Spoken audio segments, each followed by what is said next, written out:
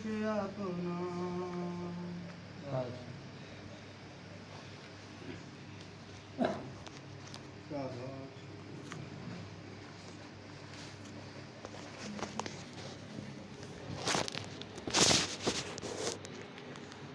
हमारे कुल मालिक हजूर स्वामी जी महाराज परम संत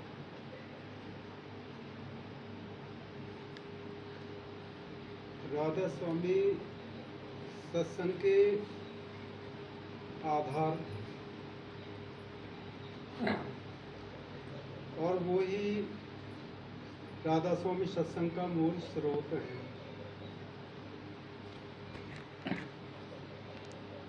हजूर स्वामी जी महाराज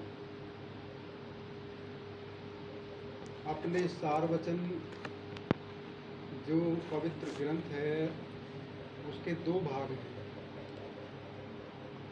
एक प्रथम भाग और एक द्वितीय भाग।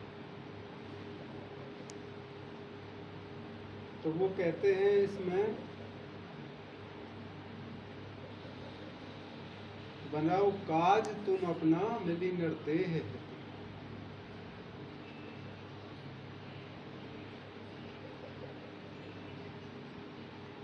कुल मालिक ने 5 तत्वों का ये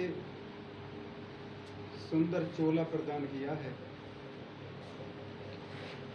आप सबको, जो कि ये शुभ चोला देवी और देवताओं को भी प्राप्त नहीं हो पाता। युगों युगों के शुभ कर्मों का संयोग जब बनता है तब ये चोला प्राप्त होता है। और इस चोले को प्राप्त करने का उद्देश्य क्या होता है? मालिक की प्राप्ति, आत्मा का उद्धार करना, अपनी आत्मा को परमात्मा से जोड़ देने के लिए ये चोला प्राप्त किया है। संसार में आकर के इस भव सागर से तर जाने के लिए, मुक्ति प्राप्त करने के लिए चोला प्राप्त किया गया है। यही अपना स्वयं का काज होता है, निज काज, आत्मिक काज, जो आत्मा का काम है, जो आत्मा का उद्देश्य है, जिसे आत्मा की आवश्यकता है। परंतु उस निज काज को न करके संसारिक काज में ये जीवात्मा उलझ जाता है, संसारिक माया में ये जीवात्मा उलझ जाता है। पचो मत आए इस जग में, जानियो रहने का सुपना। देह और ग्रह सब झूठा, भरम में काय को खपना।